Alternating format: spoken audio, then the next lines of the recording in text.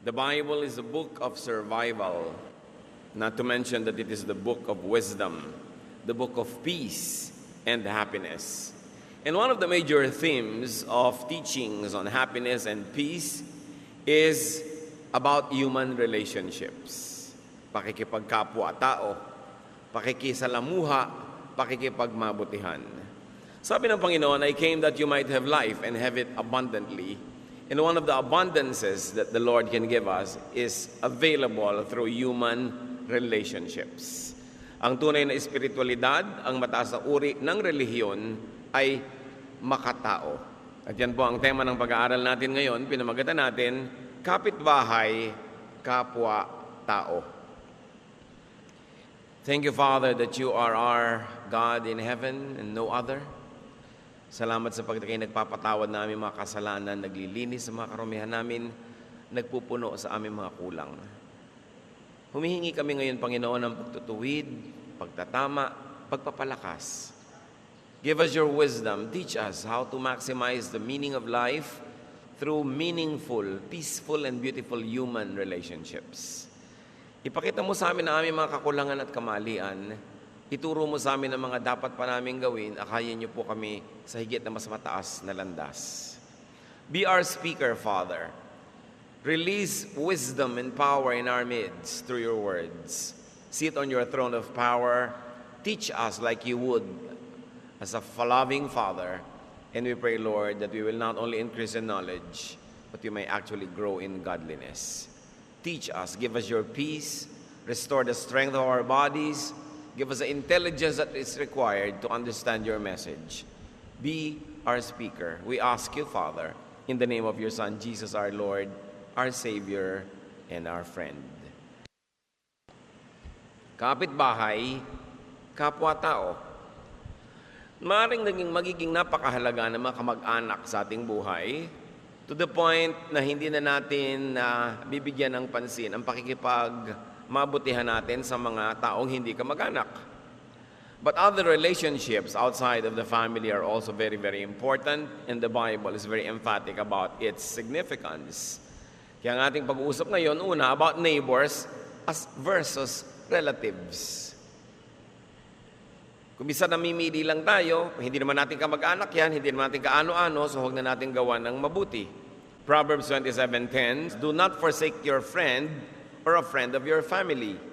And do not go to your relative's house when disaster strikes you. Better a neighbor nearby than a relative far away.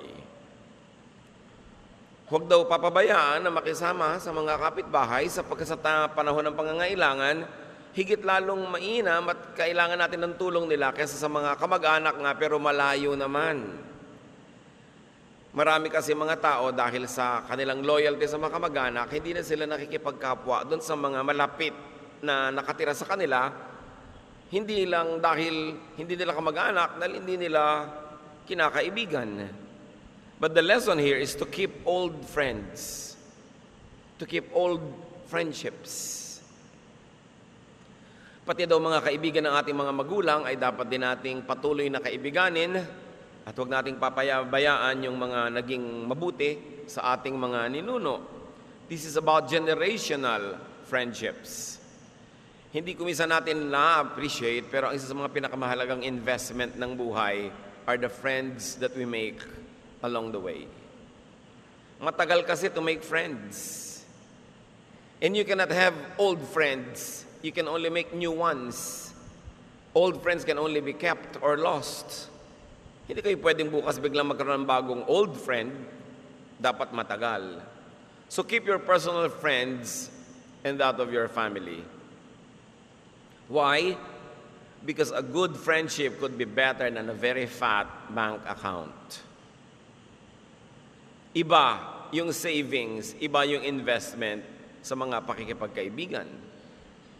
And Proverbs tells us to keep the friendship active by not deserting or forsaking friends who are in need.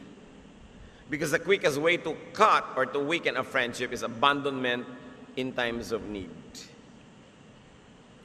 Sabi niyo, huwag niyong hahayaan na mapaso ang inyong mga pagkakipagkaibigan. Huwag niyong tatalikuran ang kaibigang nangangailangan o kaibigan na inyong mga magulang.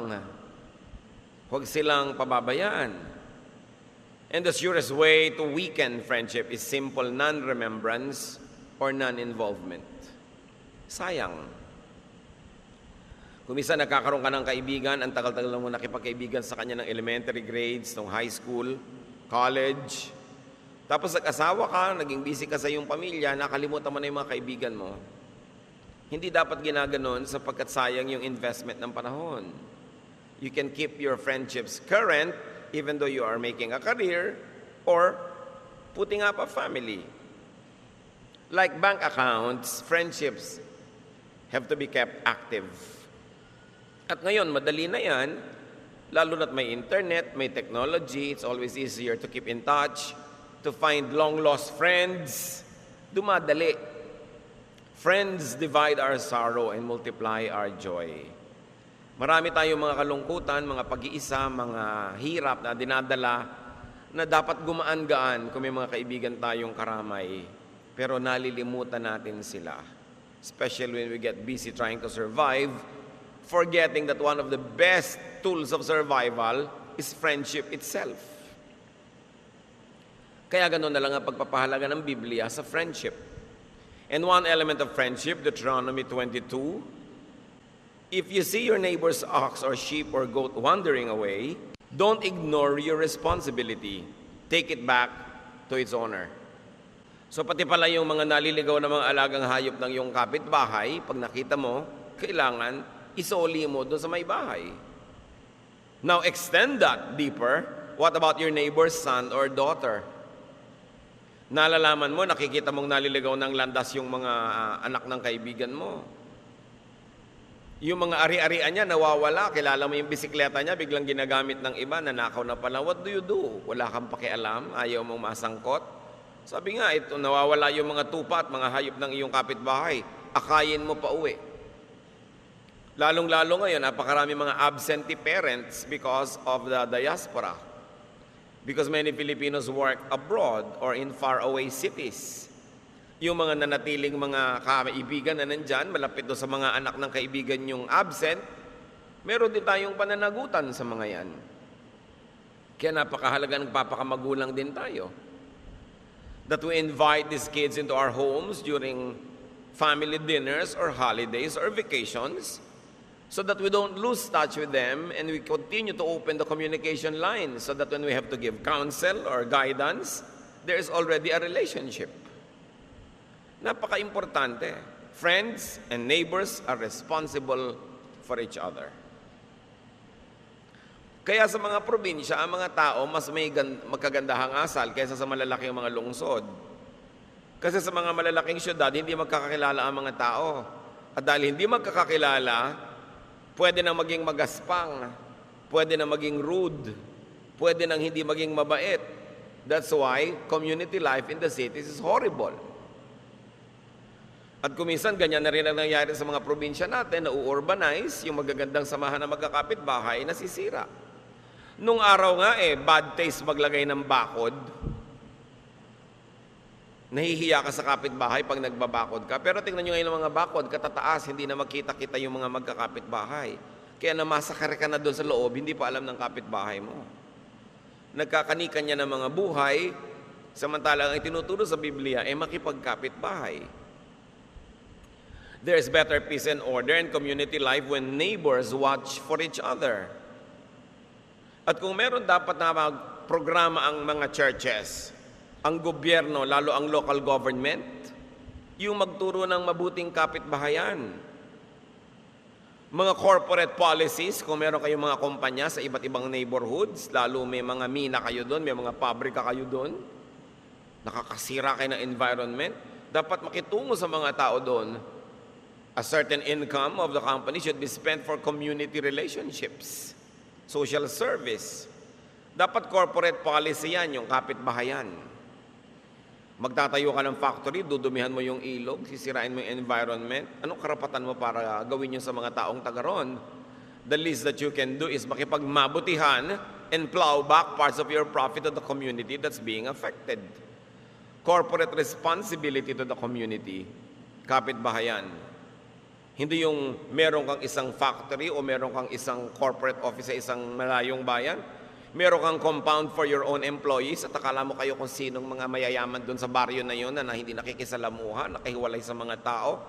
Samantalang ang hinuhut-hut nyo yung natural resources ng bayan na yun. This is wrong. Kailangan yung pakikipagkapitbahay. Kaya ang mga kagandahang asal din, kung ang mga tao yung magkakakilala sa isang barangay, sa isang kalye, people become more polite. Kung meron talagang inaatupag dapat ang mga barrio captain natin, mga barangay captain, to cement neighborhood relationships. To let people know everybody and to let people get involved in the community life. Hindi pwedeng kanya-kanya. Nakikita nyo yung pagkakani-kanya, kaya ang dami-daming baha. Kanya-kanyang hulog ng basura sa kanal, kanya-kanyang linis lang ng bakuran, ihulog mo sa ilog yung basura mo, ilagay mo sa kapitbahay mo pag hindi siya nakatingin. But when disaster strikes, the entire neighborhood suffers.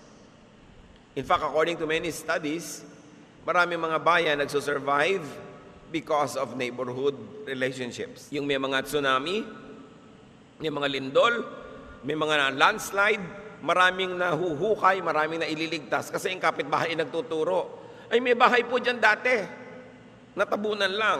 Kasi hindi naman alam ng mga dumadating na mga relief workers yan. Pero pag nagtutulong-tulungan yung magkakapitbahay, may nagagawa. At yan ang dapat nating ibalik sa buhay Pilipino. Yung pakikipagkapitbahay. Dati nga pag nagluluto ka ng medyo masarap, nagpapadala ka na agad sa kapitbahay eh. Yung share siya agad. Hindi yung nagpa-party ka sa garahe ninyo, ang dami-daming balloons, ang lakas-lakas ng tugtog, na abala yung kapitbahay mo, pero hindi ka naman nagpadala ng ulam man lang. Kaya mamaya binabato na nila yung bubong nyo dahil naiinis na sila, nagagalit na sila. Kasi puwera sila. Samantalang pwede namang kasali. At siyempre, isa sa pakikipagkapitbahay, huwag mo namang sobrang lakasan yung radyo mo o TV. Dahil hindi naman nakikipakinig ang kapitbahay mo sa'yo. Kung minsan 5 bahay away, dinig mo pa yung tugtog. Pinagmamalaki yung bago nilang sound system, pero nabubulahaw ang kapitbahay. Magpa-party, lalo yung mga tuwing Biyernes na lang, nagkakarokohan. Tuwing Sabado ng gabi, mga salot na kapitbahay. Di ba? Dapat after 10 p.m. o 11, tahimik na. Kahit gusto mo pa mag-party, dahil yung iba, papasok pa. Yung ibang mga bahay, may mga inaalaga ang may sakit. Hindi naman lahat gusto mag-party. Kailangan sensitive tayo sa ating kapitbahay. Kita ninyo itong King of Tyre sa 1 Kings 5, 1-6. King Hiram of Tyre had always been friends with Solomon's father, David. So ang kaibigan nitong king is si Solomon, yung si David.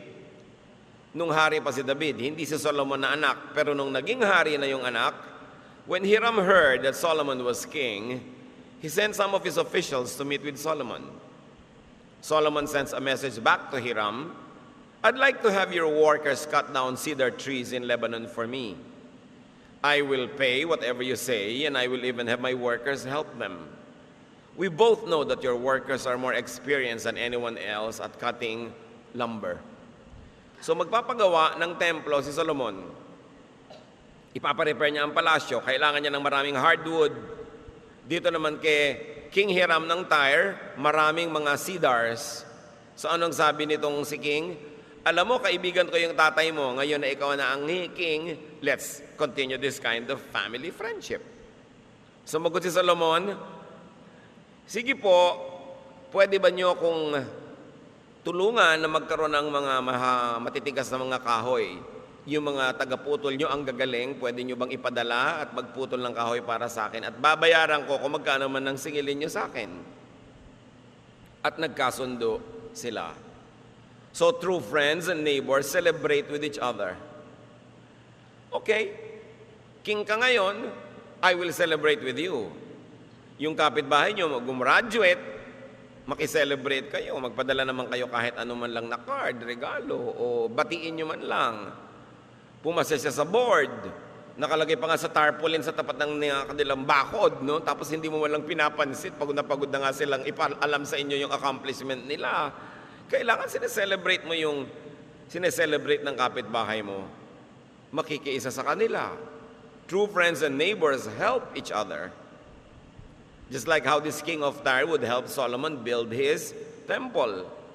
And take note, my dear brothers and sisters, true friends pay.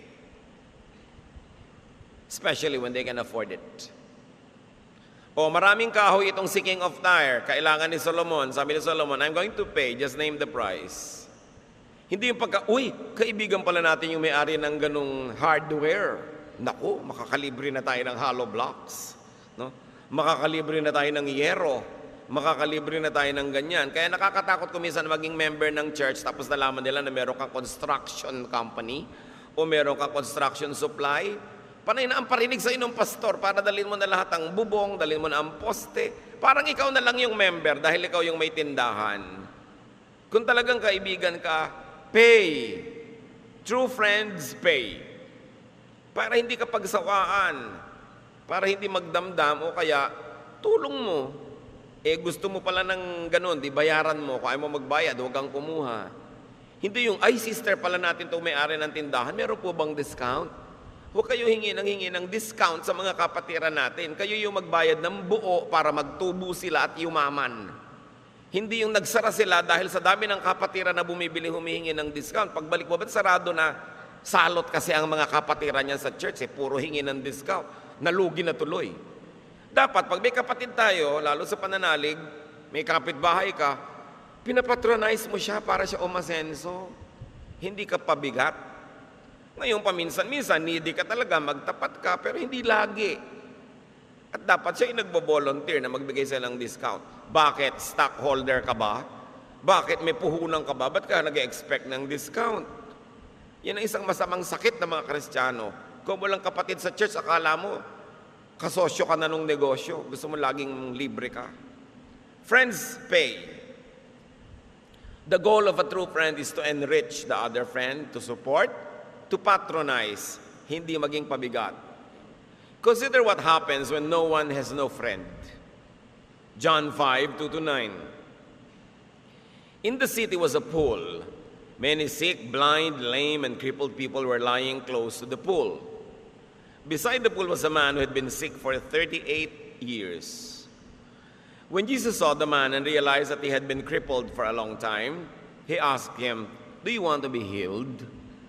The man answered, "Lord, I don't have anyone to put me in the pool when the water is stirred up." Merong isang bukal na paliguan ng mga may sakit.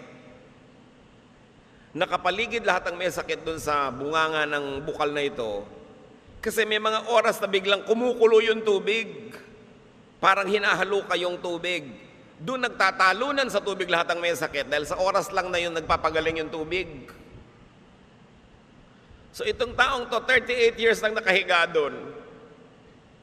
Hindi siya napapalagay sa tubig sa sandaling pagkulo. Sabi ni Lord, gusto mo bang gumaling? Opo, kaya lang wala naman pong magbuhat man lang sa akin, ni magtulak sa akin para mahulog ako dyan sa tubig. So by the time na pwede na siyang magpatihulog doon, tapos na yung paggalaw ng tubig because the water is stirred only for a few seconds. And for whatever reason, it is only when that happens when it has miraculous powers. Isipin mong abang ka ng abang doon, tapos wala man lang magbuhat sa'yo kasi wala ka man lang kaibigan. Wala ka man lang kasama. Now consider another paralytic who had friends. Mark 2:3-4. 4 people came up carrying a crippled man on a mat. But because of the crowd, they could not get him to Jesus. So they made a hole in the roof above him and let the man down in front of everyone. See, iba na ang may kaibigan.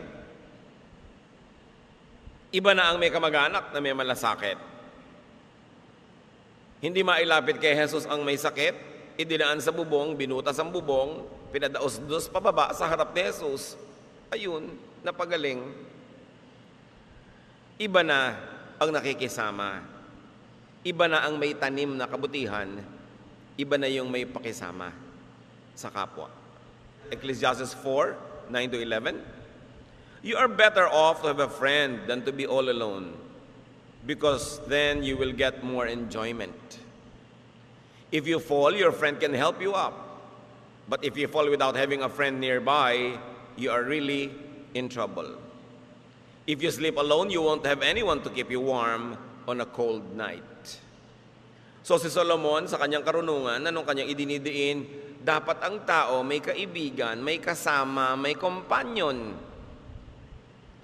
Sabi, you enjoy life more kung may companion ka. You get more enjoyment. So kung may pera ka, kakain ka, kesa naman mag-isa ka, di maglibre ka. At least may kausap ka. Magbibiyahe ka, may ibabayad ka naman, magdala ka ng kasama, ilibre mo, bumili ka ng kausap. Bumili ka ng kasamang mag-e-enjoy, lalo't may pera ka. Aanin mo naman yung pera mo, hindi ka naman papaligayahin ng pera mo sa pitaka.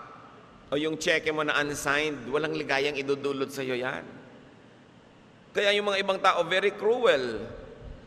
Pag nakakakita ng dalawang tao nag-e-enjoy, ang gusto paghiwalayin. Ito si byuda, nag-outing, may kasamang 24 anyos. Chismis ng buong barangay. Bakit? Sasamahan niyo ba siya? Ngayon, kung hindi nyo sasamahan, hindi nyo aakayin, hindi nyo kakamutin yung likod niya kung makate, huwag nyo siyang pakialaman. Byuda naman Di ba? Bakit pati yun gusto mong makilljoy? Nis tayo pag kami nag-enjoy sa buhay, dapat mong i-celebrate when there are 2 less lonely people in the world. At least, hindi siya magpapakamatay. At least, baka mas maging mabait siya dahil siya ay masaya. There are some moral laws that we should never break. But some of the things that restrain us from enjoying friendships and companionship is not even moral. It is only cultural. It is only social. Tandaan nyo, sasandali ang buhay ng tao sa daigdig. Kung nabuhay ka ng 90, 100, ano na yon? Isang tuldok sa walang katapusang panahon. Tapos yung 20, 30 years of doon, nag-iisa ka pa, wala ka pang kasama, miserable ka pa. Sayang naman ang panahon. Kaya itinuturo sa atin ng Diyos maging mapagpakumbaba kasi kung humble ka, mas may tendency magkaroon ka ng kasama kaysa kung mayabang ka. Kaya ka tinuturo ang maging mapagbigay kasi kung mapagbigay ka, mas maraming sasama sa iyo kaysa kung maramot ka. That's why Satan wants you proud. Satan wants you selfish.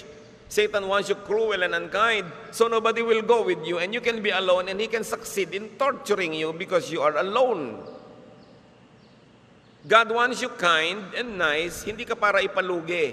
Kasi alam ng Diyos, yun ang magbubukas ng pinto para mas mag-enjoy ka ng human companionships. So ang tunay na mapagbigay, yun ang tunay na matalino.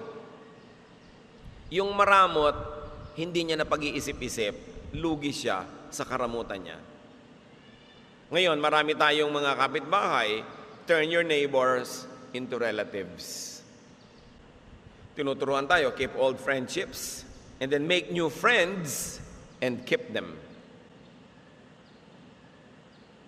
Tingnan ninyo itong isang malaking hiwaga na example ng Panginoon at pinuri niya. Luke 16, 1-9. Jesus said to His disciples, "A rich man wanted a manager to take care of his business, but he was told that his manager was wasting money. So the rich man called him in and said, 'What is this I hear about you? Tell me what you have done. You are no longer going to work for me.' The manager said to himself, 'What shall I do now that my master is going to fire me?'" Hindi natin alam kung guilty talaga yung manager or not. Nakarinig lang yung may amo ng mga balita tungkol sa manager na hindi daw mabuti at hindi matapat. So ipinatawag at tinatanggal sa trabaho. The manager said to himself, "What shall I do now that my master is going to fire me? I can't dig ditches and I'm ashamed to beg. I know what I'll do so that people will welcome me into their homes after I've lost my job." Then one by one he called in the people who were in debt to his master. He asked the first one, "How much do you owe my master?" 100 barrels of olive oil. The man answered. So the manager said, "Take your bill and sit down and quickly write 50.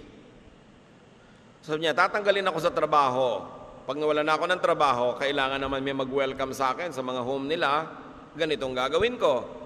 Isa-isa niyang pinuntahan ang may mga utang sa kanyang amo. "Magkano utang mo sa amo ko? Ilang bariles ng mantika?"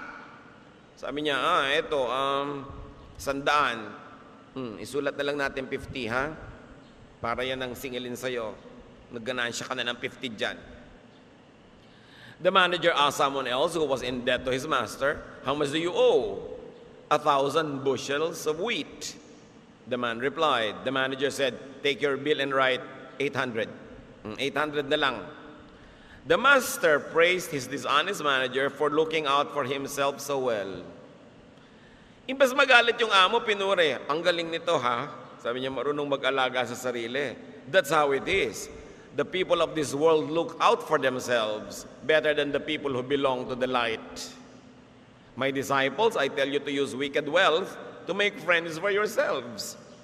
Then when it is gone, you will be welcomed into an eternal home. Maraming mga tao hanggang ngayon hindi nila ma-reconcile kung ano ang lesson nito.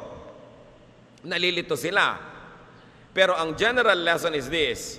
Sabi nung amo, ang galing nito, gumagamit ng pera at mga bagay-bagay para makisama. In other words, binigyan ng ganansya yung kapwa para makadevelop siya ng friendship. Huwag na nating i-judge yung morality behind it. Pinuri siya dito at pinuri siya ng Panginoon. Sabi, ganyan mabuti pa yung mga taga-sanlibutan, marunong mag-alaga sa sarili nila kaysa sa mga mananampalataya. Hindi mga marunong magnenegosyo, nagkakandalugi-lugi, magkakaganito, magpa-partnership, nagkakahiwa-hiwalay, nagbabangay-bangayan. Sabi, mabuti pa yung mga tagalabas, marunong dumiskarte. Pero ang pinaka-general moral lesson dito, ginamit ang material things para pangpakisama, para magkaroon ng friendship. Hindi katulad ng nangyayari madalas baligtad, dahil sa material things, nagkakasira ang friendship. So, binigyan niya yung mga tao para magkaroon sila ng pagsisimula ng pagkakaibigan. Yung iba naman kasi ng kugulang, nangunguhan, nanlalamang, yun ang baligtad. This person sacrificed material things for friendship's sake. Yung mga iba, they sacrifice friendships for the sake of material things. While modern sensibilities may squirm at the method, the Bible nevertheless commends the wise use and disposal of material things to gain friendships. Alam niyo bang napakasarap ipakisama ang pera? Kung kayo'y may pera, dapat wala na kayong excuse para hindi magkaroon ng mga kaibigan. Kung marunong ka lang gumamit niyan, yung palabigay ka, palaregalo, palatulong, people will like you. Ganun lang yung general lesson nun. Kailangan, alipin mo ang pera, hindi ikaw ang alipin yan. Ginagamit mo yung pera, hindi ikaw ang ginagamit ng pera. Kung ikaw ay kamag-anak na medyo may kaya, ang dali-daling organize ng yung mga kamag-anak na nagpa-party kayo, nagre-reunion kasi kaya mo naman mag-organize, ba't di mo gawin? Kaya mong puntahan namang may sakit, dalawin, tumulong sa pambayad ng gamot, ng ospital, ba't di mo gawin? You develop relationships that way. Because people will genuinely like you if you're helpful. But no, many people do it the other way around. They dispose of friendship for material gain. Kaya maraming magkakapatid, kapatiran, magnenegosyo, lalapit sa akin, "Pastor, gusto po na magnenegosyo po kami." Ang saya-saya nila, kami po ni sister magsososyo, kami nila brother magsososyo. So ko, naku, 3 months from now, dadating itong mga ito, sumbungan na naman ito, nag-away-away na naman ito, at ipapasingil sa akin yung kaibigan niya na ayaw magbayad sa kanya. Ganyan na naman mapapala ko rito. Di ba? Kasi maraming ganyan magkakapatiran. Naku, huwag nga kayo magsosyo-sosyo. Kung hindi matibay ang relasyon nyo, tsaka kung hindi maganda ang kalooban. Kasi naglalamangan, mamaya pareho tuloy hindi nag-church kasi nagkakahiyaan o nagkakagalit. 90% ng mga magkakapatiran pag nagsosyo, nag-aaway. And that's a conservative estimate.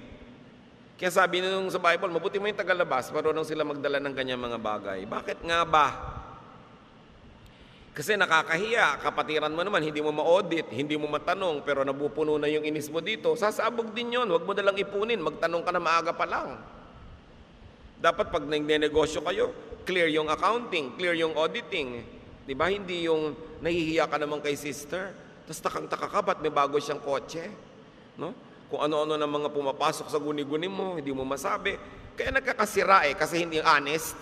Mga ipokrita. Ayaw aminin na, alam mo, nagtatanong ng sarili ako, bakit wala tayong kita, pero ang laki, palaki ng palaki ang mga hikaw mo. Di ba? Bakit hindi tayo magkwentas klaras dito? Dapat ganun. Business is business. Kaya mahirap kung minsan yung magpapagawa ka, construction. Naku, mahirap yung ang contractor mo, friend. Kasi pagkatapos ng construction, unfriend na. Bihirang magkaibigan ang nagpagawa ng bahay, nagpakontrata, after nagawa, magkaibigan pa rin. So, huwag kayong magpapakontrata sa mga kaibigan nyo kung pinapahalagahan nyo yung pagkakaibigan na baka mawala. Diba? Kasi hindi ka makademand. Papel lang ang ginawang pinto, hindi ka na kumikibo. Pero tuwing napipilas-pilas yung galit na galit ka, mamaya lalabas din yun. Mahirap yung magkaibigan, nagbi-business. Dapat kung magkaibigan kayo pero magbi-business kayo, business is business. Let's stick by the rules. Labas ang friendship natin dito. Dapat ganun. Para hindi sayang ang friendship. Because there are good neighbors and there are bad neighbors. At nakikita natin, pagka ang mga neighbors ay bad, bad ang bunga. Pag good, edi good ang bunga. Let's look at more teachings on neighborliness. Romans 13:10. Love does no harm to a neighbor. Therefore, love is the fulfillment of the law. Sabi, ang tunay daw na pag-ibig, hindi nag-iisip gumagawa ng masama laban sa kanyang kaibigan, sa kanyang kapitbahay. Kung ganun pala, ang pagiging maibigin, yun na ang pagtupad sa batas. Yun na ang pagtupad sa kautusan. Huwag na maging complex. Be loving and you fulfill the law. Huwag nyo nang lituhin ang sarili nyo about what the law is at kung ano-ano pa sabi. Be loving. Mark 12:28-31. One of the teachers of the law came and heard them debating. Noticing that Jesus had given them a good answer, he asked him, of all the commandments, which is the most important? The most important one, Jesus answered, is this. Hear, O Israel, the Lord our God, the Lord is one. Love the Lord your God with all your heart and with all your soul and with all your mind and with all your strength. The second is this. Love your neighbor as yourself. There is no command greater than this. So yun pala. So isang number one kautusan, love your neighbor. It is the true, essential second commandment. Now, when we think of neighbor, think also of your spouse, your child, your parent, your in-laws, your workmates. Neighbor mo yun. Hindi lang yung kapitbahay. Lahat ng taong malapit sa iyo, yan ang tinatawag na neighbor. Kung minsan naman, ang galing nating makisama sa kapitbahay, pero ang pangit ng pakikisama natin sa kasambahay. Polite na polite sa tagalabas, pero hindi naman polite sa tagaloob mismo ng bahay. 1 John 3:17-18, if anyone has material possessions and sees a brother or sister in need but has no pity on them, how can the love of God be in that person? Dear children, let us not love with words or speech, but with actions and truth. So, help your neighbor. Napakaganda na ikaw mismo, sa bag mo may extra biscuits ka. Pag may nakita ka mga gusgusin at mga gutom na bata, abutan mo na. May dala ka. Ready. Ibig sabihin talagang nasa puso mo, magbibigay ka, you will be a good neighbor. Proverbs 25:17, don't visit friends too often or they will get tired of it and start hating you. So nakita nyo isang principle ng friendship, do not abuse your neighbor. The less visit, the more welcome. Dadalaw tayo, huwag masyadong matagal. Kamag-anak ka naman, yung pupunta ka sa kamag-anak mo, 2 linggo na nakasadla ka sa kanila. At dahil gusto mong mabawi ang iyong pamasahe, galing ka pa sa Mercedes, may dala ka pa mga daing na ibebenta mo kung kani-kanino at amoy divisoria na yung bahay ng kamag-anak mo. Ang tagal. Sabi, don't visit friends too often. Kung darating ka, yung hindi ka pabigat. Yung pag nagbukas ang pinto, nakita yung mukha mo, gusto magpakamatay nung nagbukas. Naku, may dumating na kamag-anak. No? Kailangan welcome ka kasi matulungin ka, mabait, may dala-dala kang regalo. O kung wala man, your warm body, willing ka magtrabaho. Hindi yung bisita ka tapos akala mo ka kung sinong among dakila. Ni hindi ka nagluluto o naghahain. Pwede mo lang gawin yun kung ikaw nagbigay ng pamalengke. Pero kung hindi, kailangan kaliskisan mo yung isda, no? Hugasan mo yung mga plato. Kailangan marunong ka makisama. Do not disturb too often. Do not ask and borrow too often. And when you ask, you pay. Kailangan binabalanse mo ang relasyon. Proverbs 25:18, a man who bears false witness against his neighbor is likely a heavy sledgehammer and a sword and a sharp arrow. Don't tell lies against your neighbor. Isa yan sa mga pinakamabilis na dahilan para mag-away-away ang magkakapitbahay. Chismis. Kaya sa mga kapitbahayan, makita mo yung mga pangkat-pangkat, usually it's divided along chismis pangkat. No? Group A against Group B. So huwag nakikisangkot. Huwag aakyat sa bahay ng may bahay, may dalang balita, aakyat dito, chismis doon. Magulo yan. Never turn neighbors into enemies. Never turn your neighborhood into a war zone. Kahit anong sabihin nyo laban sa inyong kamag-anak, kapitbahay, makakarating. Imposibleng hindi. Don't even have the illusion that the person will never know. Malalaman at malalaman niya yan. Proverbs 11:26, charge too much for grain and you will be cursed. Sell at a fair price and you will be praised. What sorrow for you who buy up house after house and field after field until everyone is evicted and you live alone in the land. So ano pinapakita dito? Isang nangangalakal na sobrang maningil at magtubo. Yung iunan, sobrang mamili at mangilit ng mga ari-arian. Sabi, ang mangyayari niyan, sa'yo nga lahat yan, pero nag-iisa ka, wala kang kasama. You should know when to stop being greedy. Do not take advantage of your neighbor's poverty or weakness. May neighbor kang nangangailangan, nangungutang, ang laki-laki ng i-charge mo pang interest. Kung hindi mo naman ikamamatay, pautangin mo. Kung gusto mo mag-charge ng interest, yung talagang legal lang at yung maganda lang at sapat. Cost of money, para hindi ka naman nalugi. Pero sobrang mong pagsamantalahan, pasasalamatan ka nun dahil tumulong ka. Pero sa loob nun, inisayo. May sama ng loob, may galit. Kasi alam niyang pinagsasamantalahan mong kanyang pangangailangan. Itong si Lot at si Abraham, nung sila ay nagkakagalit ang mga kanilang mga tauhan dahil nag-aagawan ng damo para sa kanilang mga tupa, nag-aagawan ng tubig, naghiwalay sila. Tahimik ang buhay nila. Kung meron talagang competition, hindi maiwasan. Maghiwalay kayo, mabuti nang magkalayo physically, pero magkalopit pa rin ang inyong kalooban. Solve neighborly issues peacefully and fairly. Kailangan hindi yung gusto mo lagi kang lumamang. Mga kapatid, pag meron po kayong deal with anybody, always leave something on the table for the other person. Kailangan, hindi lang kayo ang panalo. Hindi win-lose. Dapat win-win. Win ka, win din siya. You both go home happy. Hindi yung sobra kang lamang. Always leave something on the table for the other man, and they will always want to negotiate with you on the table. Kasi fair ka. Even early Christians shared their possessions. Acts 2:42-47. All the believers were together and had everything in common. They sold property and possessions to give to anyone who had need. They broke bread in their homes and ate together with glad and sincere hearts, praising God and enjoying the favor of all the people. And the Lord added to their number daily those who were being saved. People sometimes ask me, Pastor, ano pong magandang evangelistic program? Ano po ang magandang gawin para sa soul winning, para dumami ang members, para lumago ang aming fellowship? I always tell them one thing, be loving, share, and you will grow naturally. Yan ang nakita natin sa Acts 2. Because people like to be part of a loving group. People are attracted when there is love and sharing and fellowship, eating together. Who will not want that?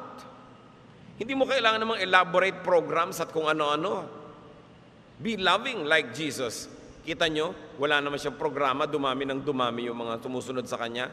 Kasi hindi nang lalamang, palabigay, laging tumutulong. That's the only way. Acts 4:34-35, and no one went in need of anything. Everyone who owned land or houses would sell them and bring the money to the apostles. Then they would give the money to anyone who needed it.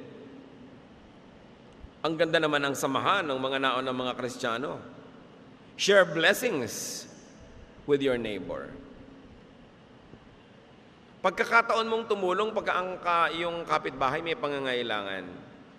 Meron pa akong kilala, basta may nakita siyang nakaburol, dumadaan kahit hindi niya kakilala. Dadaan. Makikiramay sandali. Kung may kaya siyang iabot na konting tulong, ginagawa niya kahit di niya kamag-anak. Basta nakakita ng may lamay, tumitigil sandali. Kung hindi naman sobrang nag-aapura at nakikiramay. Ang gandang ugali. Bihira lang naman mamatayan ng tao, papalampasin mo pa, hindi ka pa nagpunta. Tinamad ka pa nung libing. Tapos makikita mo, sorry ha, hindi ako nakapunta sa libing nyo kasi kung ano-anong kwento mo. Alam nyo, nakakapagod mag-sorry dahil hindi ka nakapunta sa libing. Makipaglibing ka na lang. Kasalan, imbitado ka. Birthday, imbitado ka. Pumunta ka na. Kung hindi ka talaga genuinely mag-enjoy, charity. Your presence is your contribution. Kesa, huy, pasensya ka na, hindi ako nakapunta ng birthday mo. Sabi niya, okay lang yun. Pero ang totoo, nagdaramdam yun. Hindi yun okay. Yung imbitado ka, hindi ka darating, dinaramdam yun. Lalo tayo mga Pilipino, kunwari okay lang. Pero pag namatayan ka, hindi ako pupunta sa inyo. Di ba? Yun ang iniisip. Madali sana para makita mo ang paghihiganti ko. Huwag na kayong patamad-tamad. Bihira lang may ikinakasal, may namamatay, may inililibing. Pumunta na lang kayo kaysa magpaliwanag pa. And you cement relationships. Romans 15:1-2. We who are strong ought to bear with the feelings of the weak and not to please ourselves. Each of us should please our neighbors for their good, to build them up. So bear with your neighbor's failings. Please your neighbor. Do something that will please your neighbor. Ang dami mong halaman, paso-paso. Alam mong nakatingin yung neighbor mo, gusto niya, padala mo ng isa, hindi mo naman ikamamatay. Kita mo rin yung halaman, malapit din sa'yo, nalanghap mo rin yung oxygen. Di pa ikaw ang nagdidilig. Di ba? Yung bigyan mo rin siya. Hindi mo naman ikamamatay. Kuminsan ang dami-dami mong pagkain, nasisira na sa bahay, hindi mo ibigay sa kapitbahay. At syempre, pag magbibigay ka ng pagkain, bagong luto, umuusok pa lang. Hindi yung bumubula-bula na. Yung alam na mga tao, siguro hindi nila ito naubos. Di ba? Yung umuusok pa, pinapadala mo na, yun ang nagbibigay. Talagang alam mong gusto magbigay. Start this again in your neighborhood, where you live. Lilipat ka sa isang bagong condo unit, sa isang bagong bahay. Send fruit baskets to your neighbors. Kandahan mo ang dating mo, yung entry point mo. Kung yung mga ilaw ng garahe mo tumatama sa bahay nila tuwing gagarahe ka o lalabas ka, huwag mo na munang buksan yung ilaw o idim mo lang. Diba? Huwag na yung ang tagal-tagal naka-idle yung kotse mo, umaalis ka, madaling araw, nagigising na sila. Itulak mo muna papalayo at doon mo na parang sound of music, no? Itulak mo pala, doon mo na sindihan yung makina sa malayo. Be kind to your neighbor. At kung kayo, mga born again na mahilig na mag-Bible study sa bahay at mag-fellowship, alauna na ng umaga, hallelujah pa kayo nag-hallelujah, nabubulahaw ang kapitbahay, walang nabe-bless. Huwag kayo masyadong magpadala na, mag-worship kami, nabubuisit ang kapitbahay nyo. Diba? Ilagay nyo sa lugar. Kailangan, hindi tayo nakakagambala sa ating mga kapitbahay. Yun ang magandang patotoo. Proverbs 14:21, it's wrong to hate others, but God blesses everyone who is kind to the poor. At salamat na lang sa ating bansa, napakaraming maralita ang daling gumawa ng mabuti dahil maraming magagawan. Kung ibig nyo talaga, kahit hindi kayo mayaman, lalong may mas mahirap pa sa inyo, may matutulungan at matutulungan kayo. Ang hirap kumisa sa developed countries, gustuhin mo man, wala namang may gusto nung ibibigay mo. Ang daling gumawa ng mabuti sa ating bayan kasi ang daming nangangailangan. Ikaw na lang talaga ang may kasalanan at pagkukulang pag wala ka nagagawa ng mabuti. Now, enemies are also to be considered as neighbors. Matthew 5:44, but I tell you to love your enemies and pray for anyone who mistreats you. Why? When you love your enemy, you disempower the enemy. Yung iba hindi marunong eh. May kagalit, lalong gagalitin. Pag ginalit nyo ang isang tao, saan niya gagamitin yung lakas niya? Di ba? Para gantihan kayo. Pag ininis nyo ang isang tao, challenge nyo, lahat ng resources niya gagamitin para rin kayo inisin at i-challenge. Wrong. Use your resources, use your energy to befriend. Because the best way to beat an enemy is to turn him into a friend. It's the only true victory. Ang kaisa-isa lang tagumpay laban sa kaaway pag naging kaibigan mo siya. Pero yung ginawan mo ng mas masama, mas galit siya, nagbabalak, gaganti, may masamang iniisip sa'yo, anong tagumpay mo nun? Nanganganib ka nun. Kaya sabi sa Proverbs 25:21-22, if your enemies are hungry, give them something to eat. If they are thirsty, give them something to drink. This will be the same as piling burning coals on their heads, and the Lord will reward you. Another mysterious verse. Pag daw gutom ang makaaway mo, pakanin mo, nauuhaw, painumin mo, at para daw siyang pinagsunong ng mga nagbabaga ng mga apoy. So sabi mo, wow, higanti, naluto ko ang kanyang anit. No. Wala kasing posporo nung araw, mga kapatid. Ang bawat kalan, may kaunting natitira lagi diyang ang baga na hindi pinapatay. Pag mauubos na yung baga na yun, lalagyan ng konting kahoy yun para magsiklab ulit, maging baga, hanggang lutoan time na naman. Kasi walang posporo. Mahirap magsimula ng apoy. So, may kapitbahay ka, kaaway mo siya, namatay yung kalan. Paano siya ngayon magsisimula ng apoy? Pupunta sa'yo, kakatok. Bibigyan mo siya ngayon ng mga baga mo, ilalagay mo sa isang luma o basag na palayok, at susunungin niya pa uwi. Ibig sabihin, meron na siya uling pansimula ng apoy. That's why you pile burning coals on his head. Hindi mo siya niluto para paghigantihan. Binigyan mo siya ng apoy. At sino namang tao ang nung nagugutom ay pinakain mo, nauuhaw ay pinainom mo, nangangailangan ay binigyan mo, ang magkakalakas ng loob na walang hiyaing ka pa. Paghihinaan na yun ang loob. Gawang ka man ng masama, konti na lang. Pero nung gutom, lalo mong ginutom, baka ikaw ang kainin. Nangailangan, tinikis mo, nung lumakas yun, paghihigantihan ka. Kaya dapat matalino ka. Sabi, maging mabuti ka sa galit sa'yo at mawawala na siya ng lakas ng loob magalit pa. Di ikaw ang tatahimik. Hindi yung iinisin mo palalo, napahiya na nga, papahiyain mo pa. Naghihintay ka ng araw ng paghihiganti. At hindi ka mapapanatag pag ganun. The best way to beat an enemy, as we have said, is to turn him into a friend. Yun lang ang kaisa-isang tunay na tagumpay.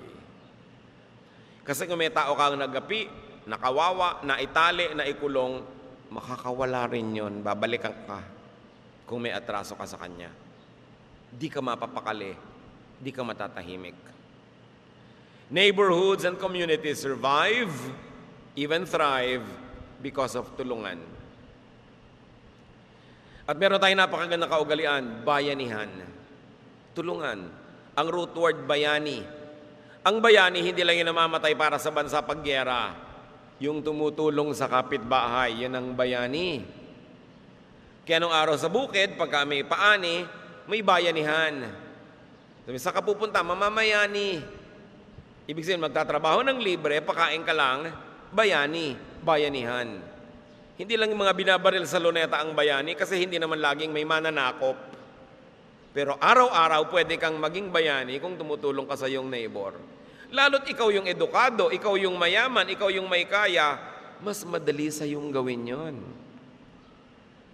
Hindi mo dapat ma-misuse ang iyong edukasyon, kakayahan, karunungan para maging mayabang ka doon sa neighborhood at lait-laitin sila. Kasi you are in a position to help, That's why you must not squander that rare opportunity. Ecclesiastes 4:9-12, you are better off to have a friend than to be all alone, because then you will get more enjoyment out of what you earn. If you fall, your friend can help you up. But if you fall without having a friend nearby, you are really in trouble. If you sleep alone, you won't have anyone to keep you warm on a cold night. Someone might be able to beat up one of you, but not both of you. As the saying goes, a rope made from 3 strands of cord is hard to break. Di ba, ang isang hibla ng sinulid, madaling putulin, pero pag tinirintas mo na yan, 3 na sila, 4, matibay na. Kailangan, sabi niya, may kasama ka sa buhay. So rediscover neighborliness. Inside your own house, in your classroom if you're a student, in your school, in your workplace, and at church. May isa pang napakalaking kahibangan, yung makipagtarayan ka, makipagchismisan ka, makipagkagalit ka sa church mate, sa kapatiran. Sa church pa kayo nag-away. Ba't yan na lang kayo pumunta sa sabungan, maglagay kayo ng tare at doon kayo maglaslasan? Pero sa church, ilagay mo naman sa lugar. Kahit saan masama yung may kaaway, pero sa church, tripling kamalian yan. Nasa ministry ka, kagalit mo yung nasa kabilang ministry. Member kayo na isang ministry, pinagchichismisan nyo yung nando sa kabila. Nako, yamang ganyan, dapat tamaan talaga ng kidlat. Kainin ng lupa, papakin ng mga langgam. Kasi mali, why are you creating war zones inside the church? The body of the Lord. Kaya kung kayo ang nagpapasimula niyan, tigilan nyo. Kung kayo yung biktima, magpatawad na lang kayo and shut up. Kasi pagka nagdadaldal pa kayo, reklamo, may makakakampi kayo, lalabanan naman, hindi na naman yan matatapos. Yung merong 2 partido na gusto magpunta sa akin dahil nag-aaway sila, pareho ko silang gustong ipatali sa langgaman. Pareho kayong mali. Kasi una, yung isa ang nagsimula, di mali siya. Ngayon, hindi ikaw nagsimula pero pumatol ka, di mali ka na rin, pareho lang, kaya huwag na kayong pupunta-punta sa akin dahil talagang ipapatali ko lang kayo sa langgaman. Wala akong kakampihan dyan, mga nag-aawayan sa church, mahiya kayo. Di ba, nasa church ka, the body of the Lord, the body, the holy body of which Jesus is the head. Tapos nandun ka sa loob, kinukonsinti mong may gulo dyan, kailangan gumawa ka ng paraan para sugpuin at tumahimik. Yung iba nagsusumbong-sumbong pa sa Facebook. Di ba? Yung Facebook for friendship, hindi para sumbungan. Kailangan ilagay sa lugar ang mga buhay natin. Develop neighborliness. Personally versus individualism. Communally versus clannishness. Kaya marami mga bayan tayo, ang gulo-gulo, kasi clannish ang mga tao, hindi iniisip yung buong bayan, yung pamilya lang nila. Kaya ubusan ng lahi, ang gulo. Nationally versus regionalism. Meron tayong isang bansa, hindi ka lang Tagalog, hindi ka lang Bicol, hindi ka lang Cebuano, may bansa tayo, kailangan buuin yun. Pasay na, luma na, primitive na yung regionalism. Kailangan magtulong-tulong para lumika na isang buong bayan. And of course, globally. Kailangan ang mga bansa magtulungan. And importantly, in the realm of religion, ang mga pinakamahihigpit na magkakalaban, hindi naman Satan versus the church, congregations versus congregations. Kaya tuwang-tuwa si Satan dyan. Huwag tayong palibang at palasing. Pagkapwa mo mananalig kay Jesus, kahit iba ang mode of baptism, iba ang style ng pagkanta, iba yung haba ng damit, kapatid mo yun kasi isang magulang nyo Tama na dapat yung sobrang sectarianism, sobrang congregationalism. Si Satan lang ang nakikinabang dyan, yung church umaatras. Buhayin ang diwa ng pagkikipagkapwa, ng pakikipagmabutihan, ng bayanihan, yung kapitbahayan. Mga barangay captain, mga mayor, dapat number 1 nilang agenda yan. To develop a sense of community, a sense of neighborliness. Sabi nila, kapitbisig, pag pinalaki mo yan, kapitbahay. At yung kapitbahay, hindi ibig sabihin kalapit bahay. Ibig sabihin, kapit-kapit na mga bahay. Kapit-kapit na magkakapit bahay at mga sambahayan para tumibay ang community. In solving the problems of environment, the challenges of economy, kailangan ng community maging solid. Hindi pwedeng kani-kanya. Yung mga paglutas ng mga dengue problem, pag-solve ng mga basura, mga baha, community effort yan. Hindi pwedeng kani-kanya. That's why it is important that the church places again the agenda of neighborliness on the pulpit, because it is one major theme of the Bible. Apply all teachings on neighborliness on your neighbors, on your friends, on your family and in-laws, spouse, your child, your parent, your churchmate or brethren, even your workmates. And there's one thing, mga kapatid, don't ever lose friends. Sabi nila, sayang ang miles. Totoo. Yung nag-e-expire na mga miles na earn mo sa airline, sayang. Pero yung nag-e-expire na friendships, mas sayang yon. Ang dami mong oras, pag-ibig, pagmamahal na inilagay sa friendship, tapos mag-aaway lang kayo. Tapos bukod sa hindi na lang kayo magkaibigan ngayon, nagsisiraan pa kayo, di ba mali? That would be a terrible loss, a terrible waste. Kung meron kayong mga friendships that you lost, do something to regain them. May mga friendships kayo na forgotten, revive such friendships. And then revive friendliness in you. Be a friend. Enjoy friendships. The Lord says in John 10:10, I came that you might have life and have it abundantly.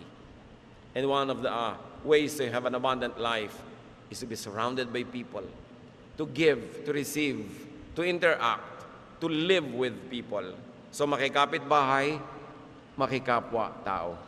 Ama namin, salamat sapagkat kayo'y mabuti sa amin. Turuan nyo kami kung ano mga pagkukulang namin sa mga kapitbahay namin, kung ano man ang ibig sabihin ng kapitbahay. Maybe kasambahay, kamag-anak, kaibigan, workmate, schoolmate.